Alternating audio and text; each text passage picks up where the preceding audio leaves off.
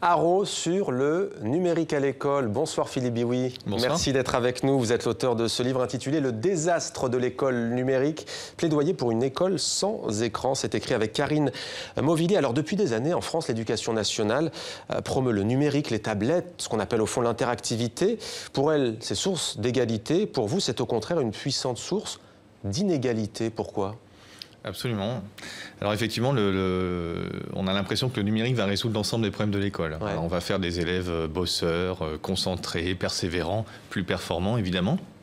D'ailleurs, j'espère que les profs vont tenir le choc parce que ça va les changer peut-être par rapport aux difficultés qu'ils peuvent avoir aujourd'hui. En réalité, quand on regarde de près, il y a extrêmement peu d'études qui existent sur les effets du numérique et la possibilité, disons, d'améliorer les performances en bousculant la pédagogie par les outils numériques. Alors, l'exemple de l'inégalité est un très bon exemple. Effectivement, aujourd'hui, on a une fracture numérique qui s'est quasiment inversée.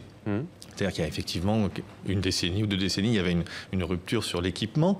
C'est-à-dire qu'il y avait des gens plus équipés, d'autres moins équipés. Donc les familles des milieux plus modestes n'étaient pas forcément équipées. C'était une chance que l'école puisse fournir un accès à ces équipements. Aujourd'hui, la fracture s'est inversée. C'est-à-dire qu'on constate que les enfants des milieux défavorisés sont équipés plus rapidement, sont équipés également plus rapidement dans leur chambre et donc sont exposés à un temps d'écran plus important, avec un contrôle parental qui est moins grand. Et donc, effectivement, on se retrouve avec des élèves qui ont passé déjà de nombreuses heures en dehors de l'école, qu'on va remettre devant des écrans pendant le temps d'école. Il n'y a pas de plus-value, donc. Et c'est au contraire, ça va créer des difficultés cognitives ou des difficultés d'apprentissage, de concentration qui vont aller dans le mauvais sens. Vous dites, avec l'école numérique, nous allons élever nos enfants hors sol, entre guillemets, comme des tomates. Que voulez-vous dire ?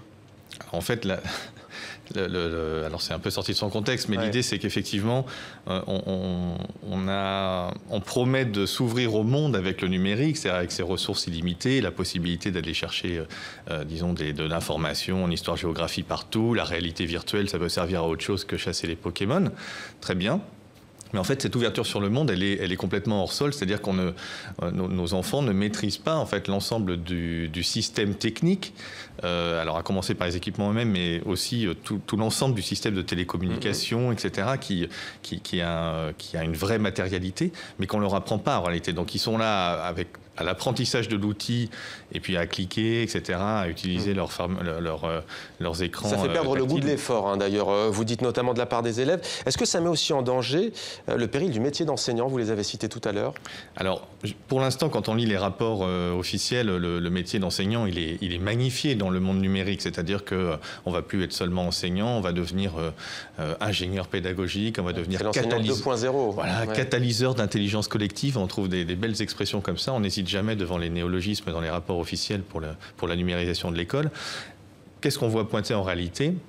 On voit pointer à terme, déjà écrit dans les rapports, un rééquilibrage entre ce qu'on appelle le présentiel, alors encore un néologisme, j'en suis désolé, c'est-à-dire en gros des vrais profs qui sont devant vous, et puis du e-learning, c'est-à-dire la possibilité de faire des cours en ligne, des cours sur ordinateur, qui vont, sous prétexte de productivité et d'efficacité, finir par arriver, comme ils sont arrivés. Ça commence à arriver déjà, oui. Voilà. Et pourtant, il faut bien composer avec le numérique. D'ailleurs, dans votre livre, vous l'expliquez, c'est pas la technologie qui est mise en cause, c'est plus l'environnement.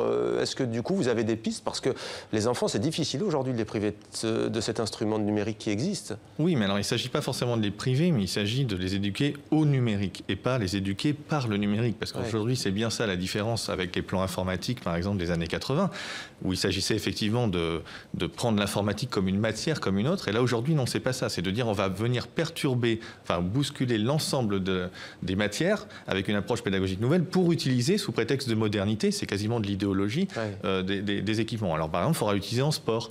Alors, on dit comment on va faire pour utiliser les tablettes en sport.